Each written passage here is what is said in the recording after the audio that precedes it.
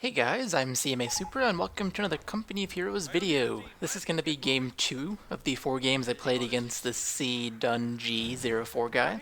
And this one, as you can see by the video length, is really short. It's a little over 11 minutes on my trimmer that I can see, but it's going to be less than that overall because I do some cutting after recording the commentary.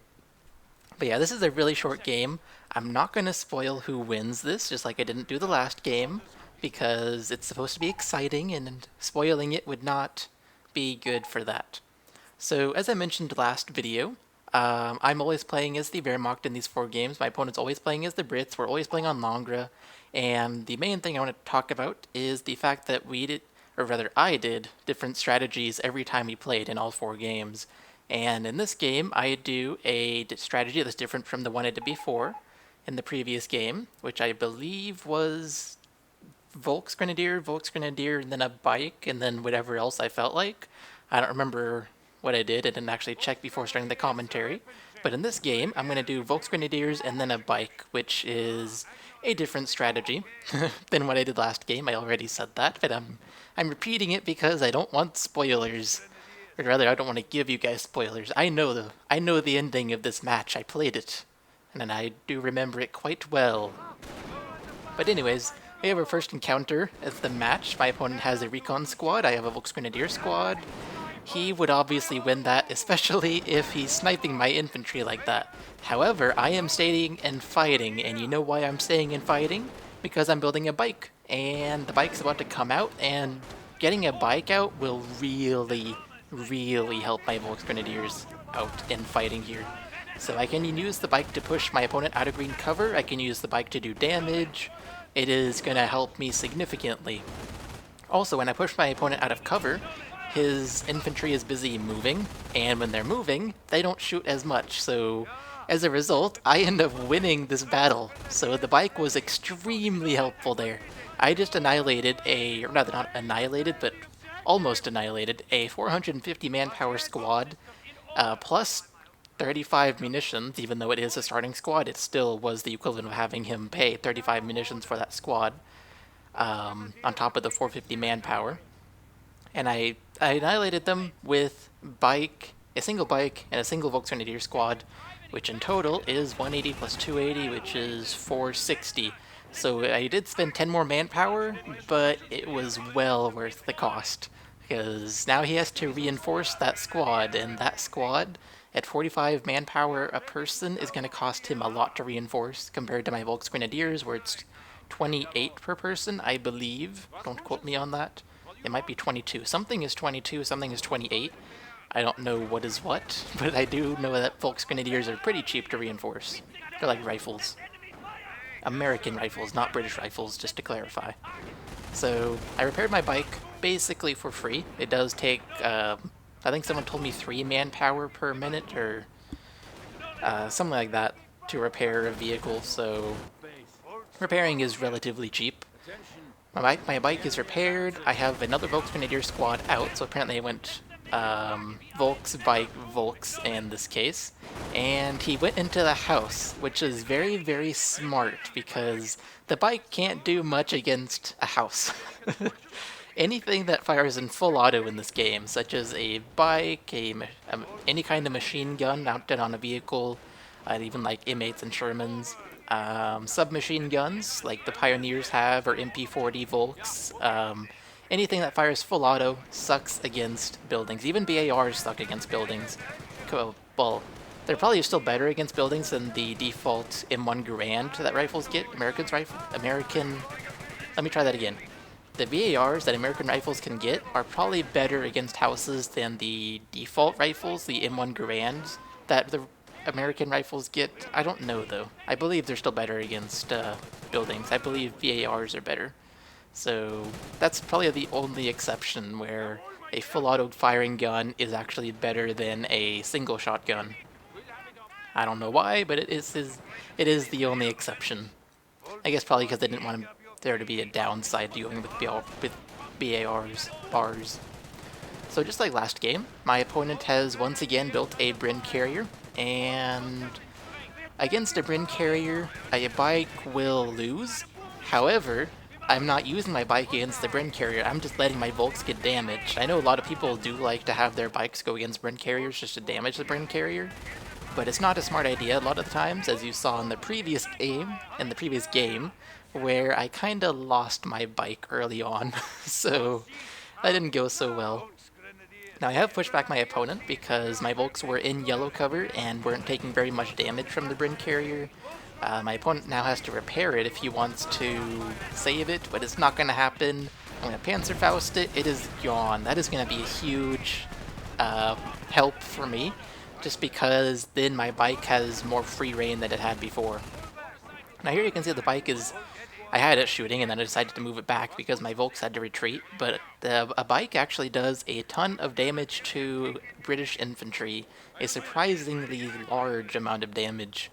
Like compared to American rifles, or rather, when you have a bike shooting at American rifles, which are 270 manpower, the bike does less damage to those rifles than the bike does to British infantry sections, which cost 450 manpower.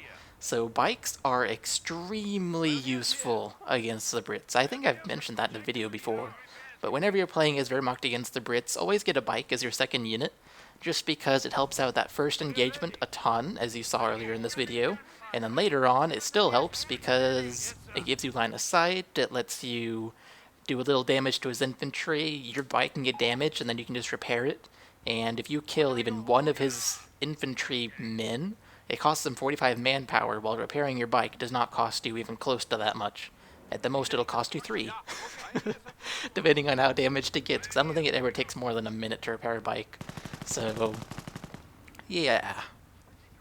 Using a bike is really helpful, even against the Americans, which is why the Americans actually go for a Jeep early on against the Wehrmacht, because Jeeps and bikes are really helpful.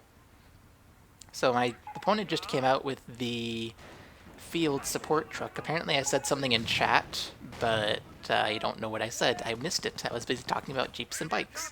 But my opponent just came out with the field support truck. I just got a Flammenwerfer and one of my Pyos, and that's because flames are really good against the Brits, just like bikes are, so might as well get some Flammenwerfers whenever I can. And where was I going with the field support truck? Oh yeah, that means I need to watch out for a Stuart pretty soon. It does mean he doesn't have any tanks yet, but he will within like 2 minutes maybe. I don't really know how long it takes to build a captain and a Stuart, assuming he has the resources, which we don't know if he does or not. He does only have 2 points on the map in which he's getting resources from, because I've cut him off from everything else. Apparently I have 2 Flammenwerfers, and that is just annihilating him. Oh my gosh. Wow. He lost so much manpower there. So the combination of my bike early game plus the 2 Flammenwerfers in... well, when he went into the house, and plus against... well, let me try saying that again. My bike in the early game plus the 2 Flammenwerfers now did a ton of damage to my opponent, so he just lost a ton of manpower, and he is literally pushed back into his new base, which is now on the right side of the map instead of his spawn base, which makes sense. And I did not just lose the bike. I thought I lost the bike, but it must have been a grenade landing, and now I have a sniper, just to add insult to injury. Big tip, if you're going to use a sniper against the Brits, keep it uncloaked, because if you have them cloaked, the British infantry with a lieutenant, or even the British infantry with the upgraded recon section, will be able to move faster than your cloaked sniper, and as a result, if that infantry section with the recon, if the recon section gets too close to your sniper, you'll have to retreat your sniper just because you don't want it spotted, right? But if he's retreating, and the recon section is within range to use their sniper ability, they will snipe your sniper on retreat. So what you should do is just keep your sniper uncloaked, like I am, and always back it up so that it's outside the range of a recon squad sniping ability, which is actually a kind of small range. It's smaller than their view range. I don't really know what the range is. All I know is it's smaller than their view range, so if you know their view range, just think a little bit smaller than that, but don't think too much smaller than that. and then you'll have their sniping ability range, and you just want to make sure you stay out of that. Especially because your sniper has a huge range, the American and Wehrmacht snipers both do, so you can easily stay out of his sniping range as long as you keep backing up, and every shot you take with your sniper is going to cost him 45 manpower, so it's a great way to cost him manpower. My sniper just sniped his HQ. Is that just what happened right there? Because I didn't see any XP show up and it looked like it went that direction. I think my sniper just sniped at his HQ. But anyways, this game is pretty much over. My opponent's given up. I am trying to basically just defeat him now. I bought a Panzerschreck upgrade on one of my Grenadier squads. I don't know if that was to destroy his base or to kill the incoming Stuart that it's eventually going to show up. But I did buy it, so he's kind of screwed. He doesn't have any way to protect his base.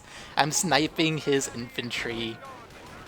He says he can't end on this, so that is the end of this game. I thought I was going to have to stop commentating and just cut the video at some point, but nope, it wasn't too bad.